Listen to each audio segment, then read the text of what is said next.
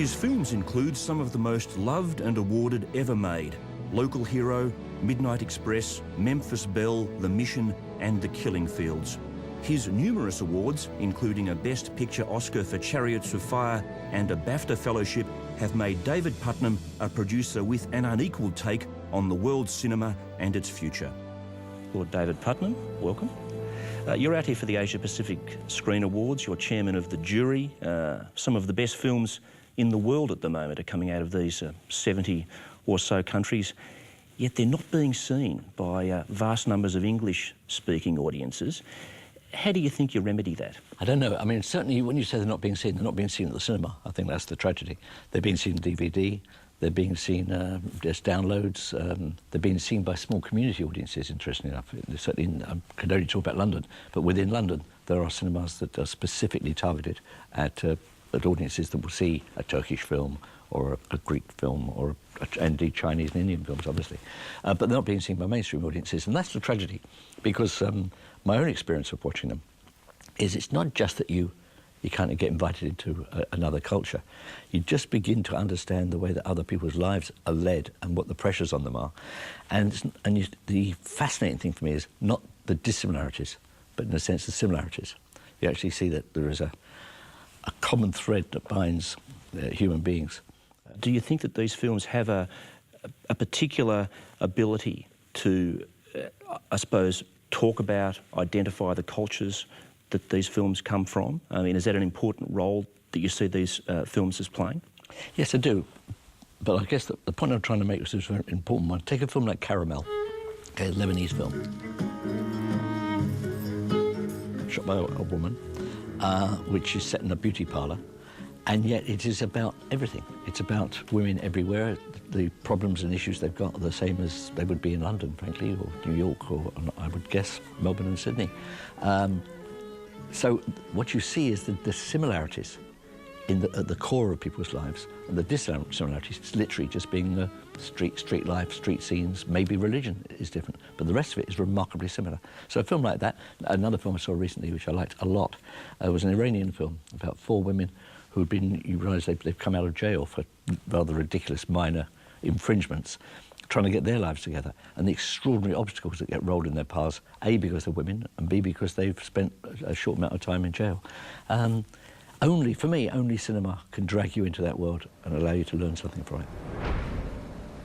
Do you see the Asia Pacific Screen Awards in particular as playing an important role in bringing these films to a wider audience, bringing a greater understanding of these cultures and different identities to a broader audience?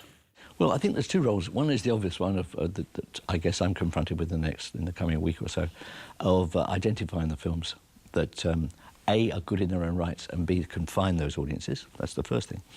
The second thing is to try to find a kind of P&A support. What would ideally work would be the fact that the prizes were in the form of serious commitments to P&A and distribution in a number of countries, because the truth is, in the UK, if you've got a film and it's got an artificial push behind it in terms of someone else being prepared to pay for the advertising, print costs, publicity costs, it will find screens, definitely.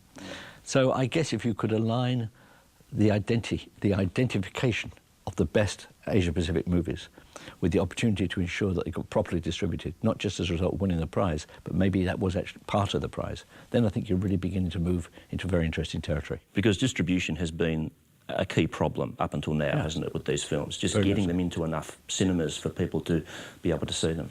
Very much so. I mean, I would guess the vast majority of them go straight to DVD or straight to television.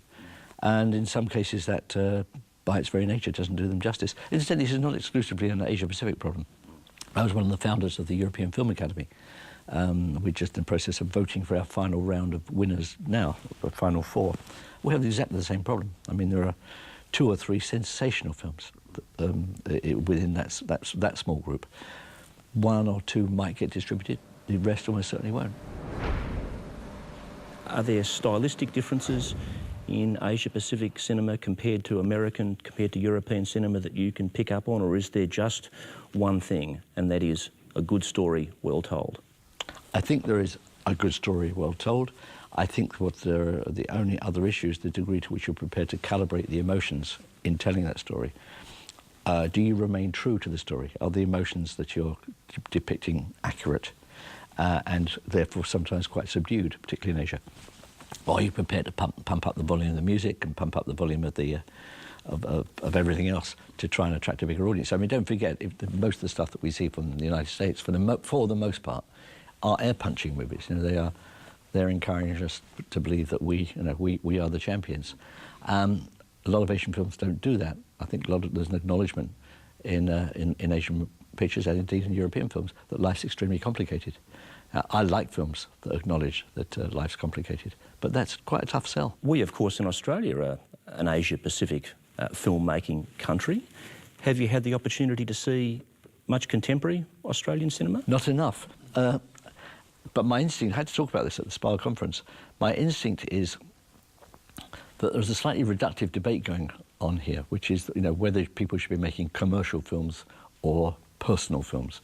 And I don't quite, in a sense, I don't really understand the debate. I mean, every time I've sat down to try and make a movie and started with a relatively blank sheet of paper, because I used to, always develop my own films, you didn't start off saying to yourself, I want to, this is going to be a giant commercial hit, or this is going to be a small personal movie. What you actually thought was, this is a small personal idea which I'm going to turn into a giant commercial hit if I can. And that was the challenge, which made it interesting. I don't think that anyone reading the synopsis of either The Killing Fields or Chariots of Fire would have necessarily thought they were going to be very successful films. But equally, it never crossed my mind, certainly in the case of Chariots of Fire, that if I got it right, it wouldn't be a